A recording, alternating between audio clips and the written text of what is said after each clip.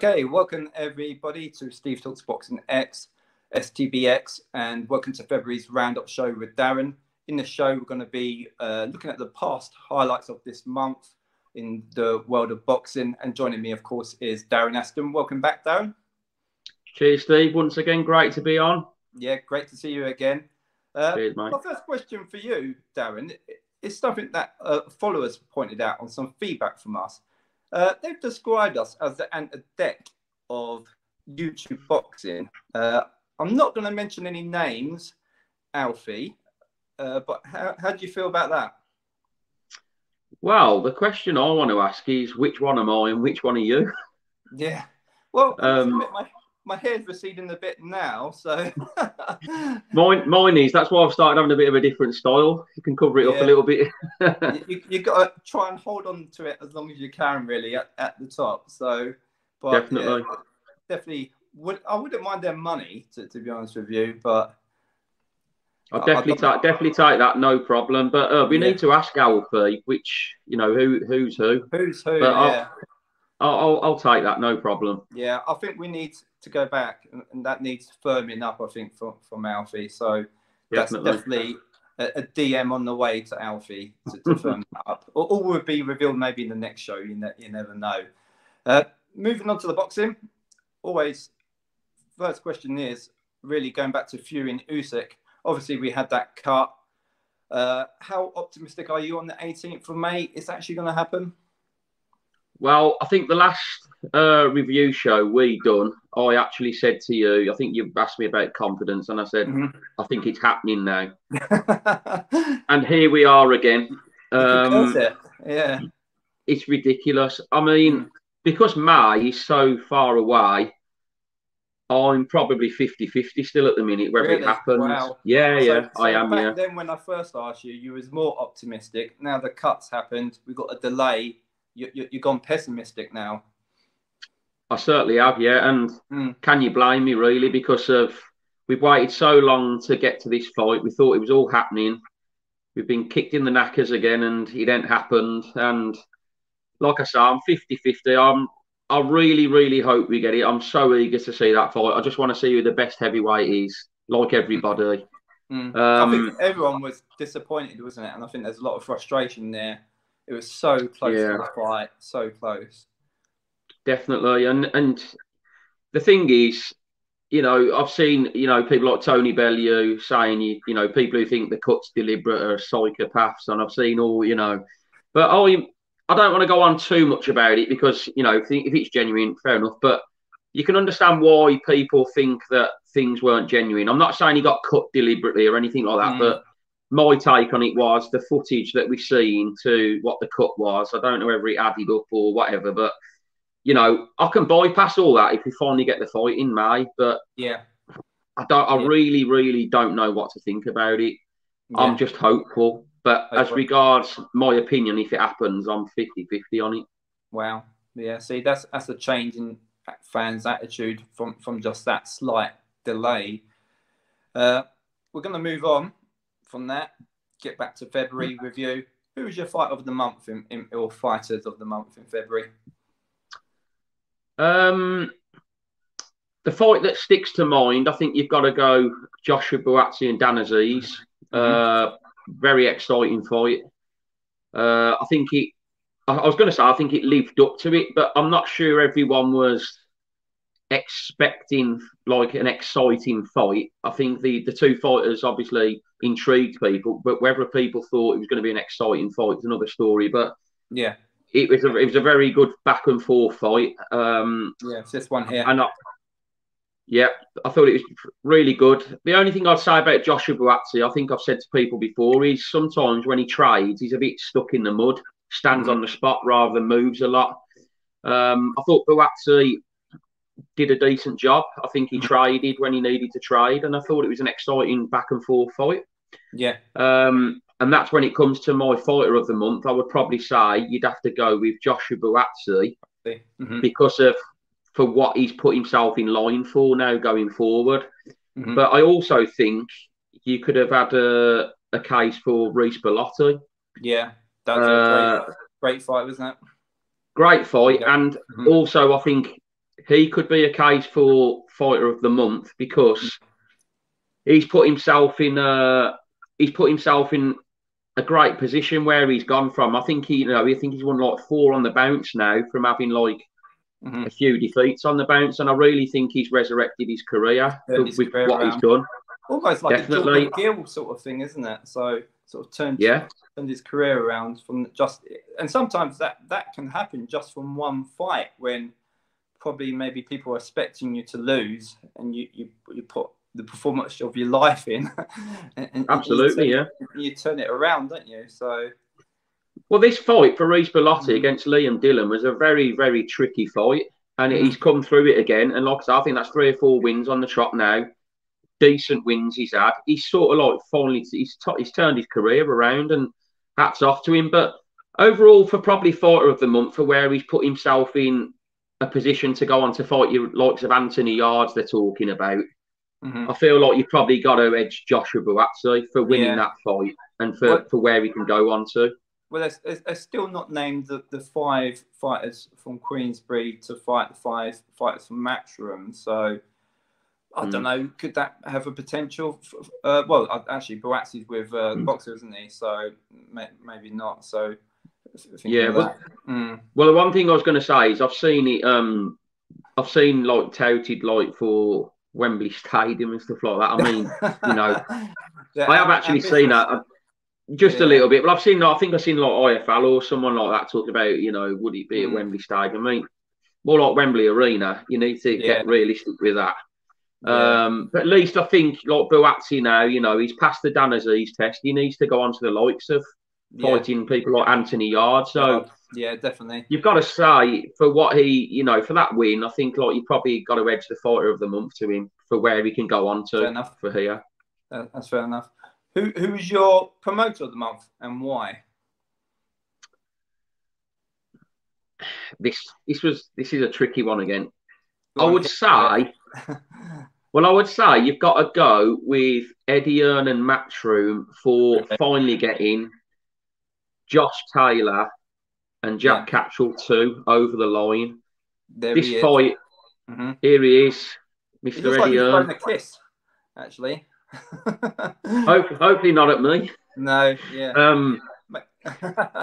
I think you've got to go. I think you've got to go with Eddie for getting Taylor Catchell 2 over the line. I mean, it's been 2 years in the making. It's been backwards and forth with where people in the end were saying about no one's interested in the fight, but for getting that fight over the line, I think you've got to go with Eddie and Matchroom. But there could also been Ben Shalom and Boxer with that Fraser Clark, Fabio Wardley card that he's putting on.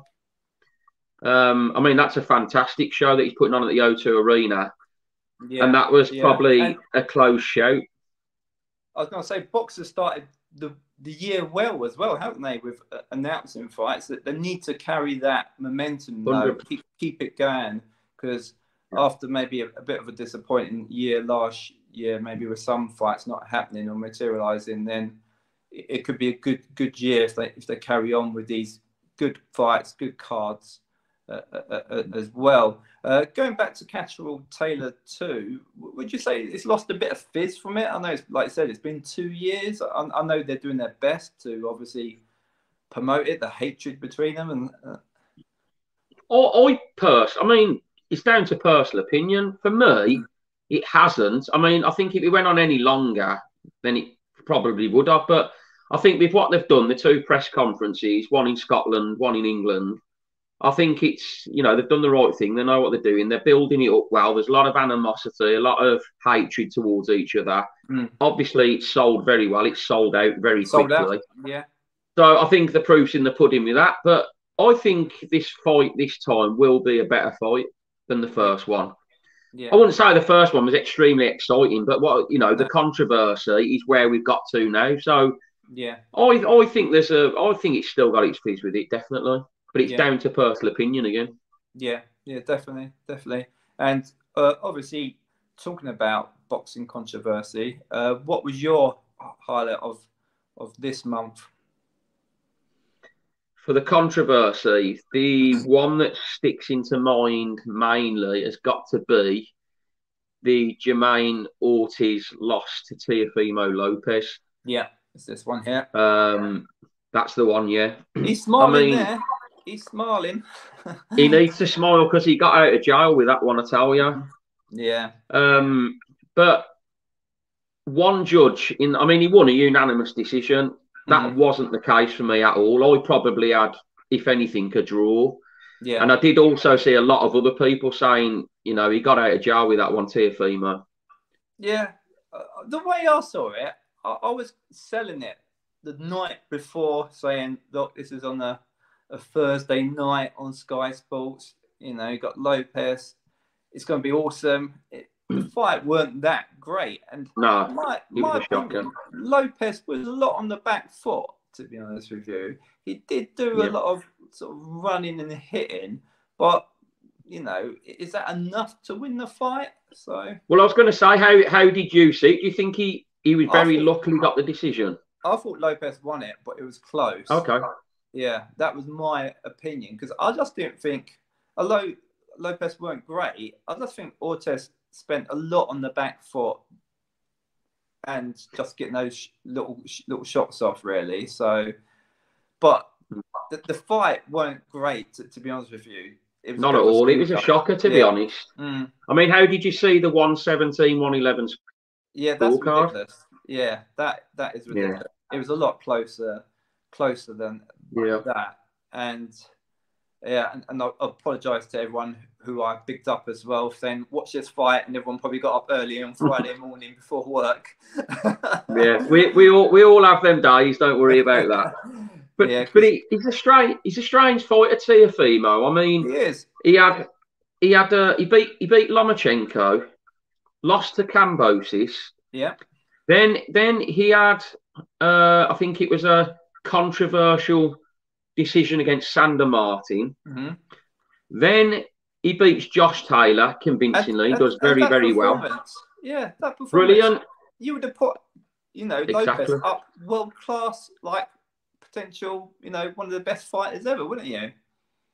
Exactly. And then he seems to run in a pattern where he has a good win, then he has a controversial one, then he has a shocking performance, and then he goes and puts that performance on against Jermaine Ortiz. But he's a strange fighter, and I was expecting him to win comfortably that fight. And the judges' scorecards, a unanimous decision, looks like he did. But that's why I say this is the controversy of the month. Me and a lot of other people that I saw engaging with that fight said, no way did he win that fight. Me personally, I would have probably gave it a draw at best for him. Yeah, I thought it was close, so that's my opinion. But then again, I was probably half asleep Friday morning, first cup of coffee in, trying to watch it, thinking, this ain't that great, is it? Why did I get up?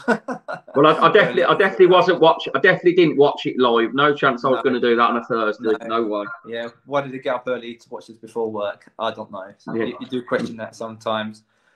Moving on, obviously talking about boxing fans here. Your tweet of we do like a tweet of the week, tweet of the month, was this particular one. And it comes from Boxio Pats. I think that's right.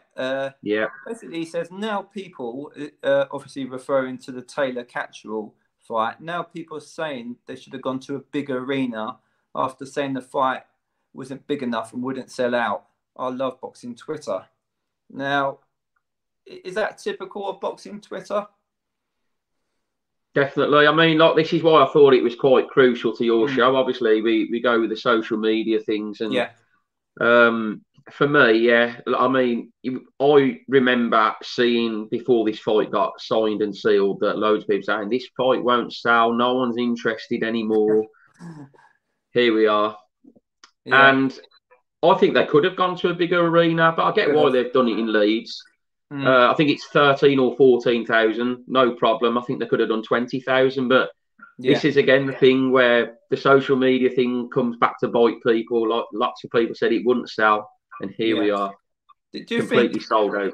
Do you think there's some fans out there? I'm never quite happy. There's always something there in boxing to have a moan about, I'm guessing. So.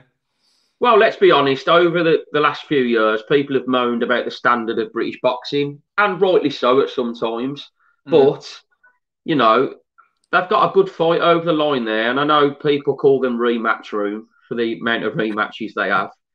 And I agree with that sometimes, but sometimes they aren't needed. But I think this one is. Maybe it's a bit too long down the line, but we finally got it. But you know, it's a good fight. It's a great fight for British boxing. If the year can carry on with British boxing the way it is, and we have the big Saudi shows, I'm happy with it. You're happy? More than happy. Yeah, definitely. Yeah. Well, this one's been announced. Obviously, it's not a pay-per-view on DAZN, but today, obviously, I put a tweet out, got quite a bit of interaction about the DAZN. $18.99 for existing subscribers. So you're just getting £1 off the pay-per-view. A lot of angry reaction there. What do you think on that? I do get that. I mean, I'm a DAZN subscriber myself, and I thought they'd at least give you £3 off, something like that. Yeah, you know, people are saying £5, at least £5. Yeah, I mean, it seems like they're trying to entice new customers only type of thing. Like once you're through the door, and you won't get much else. Like you'll get the shows, but it's sort of like how betting companies go when they entice people to put £10 in a betting account, you get £30 in free bets. It's a bit similar. Yeah, so I think they could have. 100%. I think they could have done better with that. But then you look at Sky Sports, $19.99, and you're getting the one show. So that's as a boxing fan. Okay. You go where you go. I'm going to put you on the spot. Say you didn't have DAZN, what would you do? Who are you going with, Sky Sports or DAZN? DAZN, 100%. Yeah. Okay. Because of what you get that month as well. That month, yeah. So if you didn't subscribe to DAZN beforehand, because a lot of people were saying, oh, you know, obviously DAZN will have biased commentary and stuff. I don't know. I'm not that bothered by it. Nah, I can make up my own mind, you know, watching the fight, really. So, yeah, the only thing I would say is, on the whole, I would probably prefer a Sky Sports production with probably the commentators you'll have on there and that. But as regards common sense, money-wise, for value for money, you'd go DAZN. Go DAZN, yeah, because obviously you're getting that definitely as well. Okay, looking forward to March now. What fights? There's quite a few fights in March. You can reel them off if you like. But what fights are you looking forward to the most in March? I don't know where to start. Maybe I'll go in. Go for it. Well, you've got first coming up. We've got Joshua Ngannou. I'm really looking forward to that. For more the fact of obviously what happened with Tyson Fury. People seem to be very much on the Anthony Joshua side of things. He takes Ngannou out in 4 or 5 rounds. I personally don't see it like that. I think Joshua will probably win on points. Yeah. And then you've got the Zhang Parker fight. That's probably the most one I'm looking forward to. I'm a big heavyweight fan. I think it's a cracker. Yeah, I think that's potentially better. I think I've said it before. It's better than probably more interesting than the Adrian Ngannou fight for me. Anyway, how do you see that one? For me, I've still not made up my mind. My heart's saying Parker. My head's saying Zhang's going to knock him out. Yeah, I agree with you. I think it's very 50-50. I think Parker's tactics have got to be stick in there and take Zhang down the straight, tire him out. But Parker obviously went toe-to-toe with Joe Joyce and gassed himself out. So I think he's got to be very, very clever here how he fights against Zhang. Yeah, because the way I see it, obviously Parker avoided Wilder for 12 rounds. We know Wilder's got a big punch. We know Zhang's got a big punch. Does he have to just do similar to that then? I think he's got to fight a bit of different tactics to Wilder, because I think Zhang will show more than Wilder as regards coming forward and throw more shots. That was a different Wilder we saw. Maybe he's been humbled by Fury. Maybe his heart's not in the game anymore. Yeah. But Zhang will come forward and throw more shots. He's a big puncher. So I think Parker's got to be very, very clever how he does this. Has he got the potential to win? 100%. But the tactics have got to be spot on. Yeah. Well, he's got Andy Lee, obviously, in his corner now, and he seems to be working really well with him at the moment as well. What other fights? are you looking forward to? Well, you've got the week after that, you've got the Magnificent Seven show. I'm looking forward to the Liam Davis fight and Rob Les on that. Really good, exciting fight. I'm looking forward to the main event, Nathan Heaney. I think that'll be a very good fight as well. Yeah. I don't think it'll be as easy as what people think for Heaney in that fight against Brad Pauls. I think it'll be closer than people think. I'm looking forward to seeing Joe Joyce back, but whether Cash Ali can back up his words, I don't know. But I hope he does. Yeah, well, I'm attending the show. I'm hoping Cash Ali at least makes it interesting at the very least, but we'll see. What's the chances of him being disqualified? Well, from what we've seen on TV shows before, probably a great chance. But he reckons he's over that time of his life. So let's see. Okay. Give him the benefit of the doubt. We'll see. And then you've got the following week, you've got Smith versus Zapata. Yeah. And you've got Terry Harper versus Sandy Ryan. Both really good fights. This little one. Personally, I think that's a cracker. If you ask me, that's a 50, I think surely. I don't know what to call on that one. I would probably go Terry Harper on points. Oh wow! Would probably be a safe bet, but I do agree. Again, very, very close competitive fight. You've only got to have a look at some of these fights with the bookies. Like when they're very close, you know what you're getting. Yeah.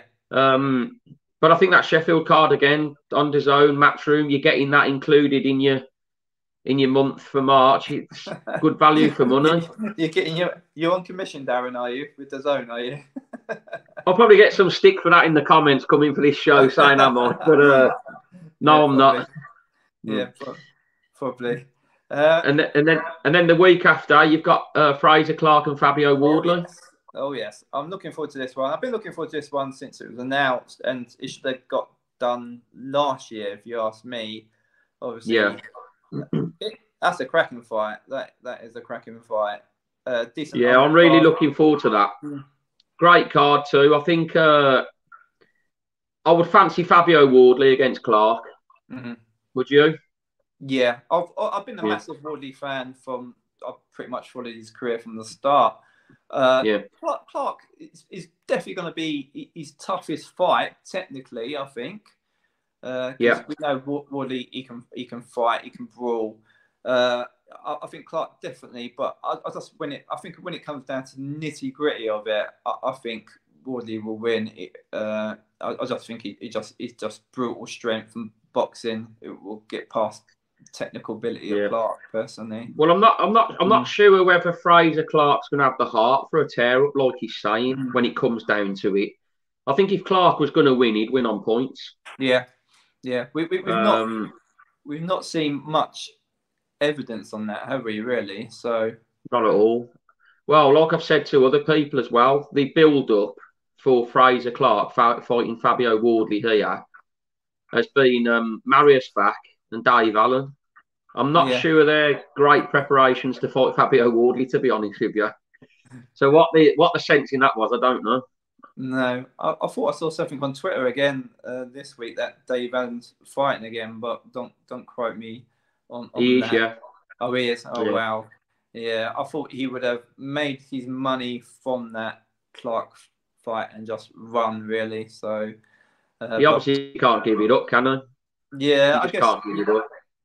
When the fighter loves to fight, a bit like maybe Derek Chisora, he does it for the love of fighting, maybe more sometimes than the money, perhaps. But I was quite surprised after that performance. Again, I actually tipped Dave Allen to beat Clark. I don't know why, but I had a gut feeling. And I had Clark points. I did. Did you? It was awful. It was. Yeah, it was really awful.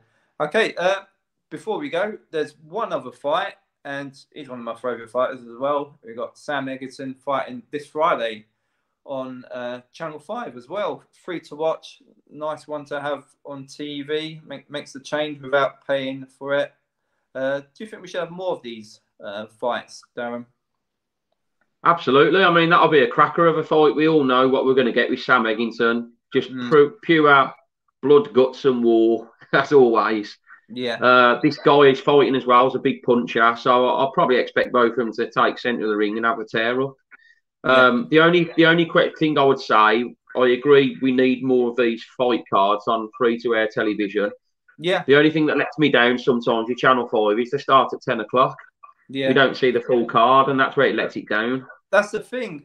I think they go live on YouTube, don't they? But realistically, how many new boxing fans are going to watch the YouTube, then go over to TV? I don't know. It needs to be on proper terrestrial TV. That's what it needs to be on to get people engaged from the off. And plus, I don't think there's always enough advertisements for the prelim shows where you get them on YouTube for shows like this. People are always asking, where do I watch this? Is there anywhere I can watch it? Yeah. There's not enough advertisement. Yeah, people shouldn't be asking that. They should know where to find it straight away. If Wasserman Channel 5 were doing their promotion properly. But yeah, I totally agree. They need to at least get this on at 9 o'clock, show a decent undercard, then have Sam on for 10.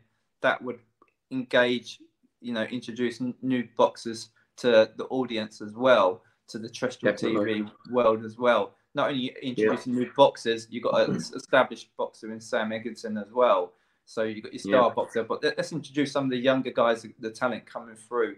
I do think Wasserman and Channel 5 are missing a big trick there. I agree.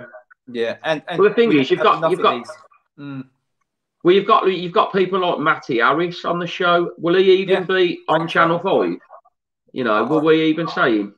Yeah, that's what I'm saying. I think that they're really letting themselves down. They don't do this many shows on Channel 5. I think they're only scheduled for like 5 or 6 a year. But when they do it, they should do it properly, shouldn't they? Really. So they've got. What they'll probably do with Matty Harris is stick him on after the main event at like 11 o'clock, and no one's going to be watching.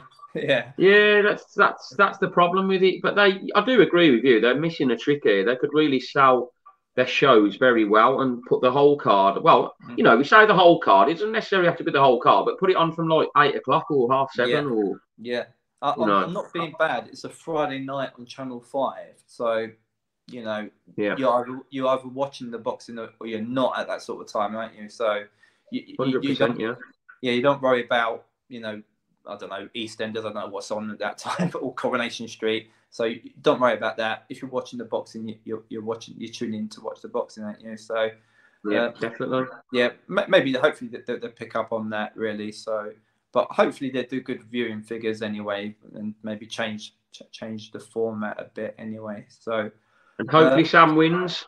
Hopefully Sam wins. Fingers crossed. Yeah, definitely he deserves it. So he does. Yep. Okay, well, that's pretty much it for this roundup show today. So thank you, obviously, Darren, for joining me again. Please, obviously, likes, views, subscriptions all help to build the channel. So get on, put your comments in, see what you think. And I've just noticed something, Darren, towards the end of the video. We're both wearing Nike top. So we're not being paid for this. There's no sponsorship or endorsements involved in this, but I'll be welcome for sponsorship anyway. So and it wasn't choreographed either. No, I didn't wake up this morning and say, Darren, what you're wearing later. No, definitely not. No. Okay, I appreciate that, and yeah, thanks for your time, Darren.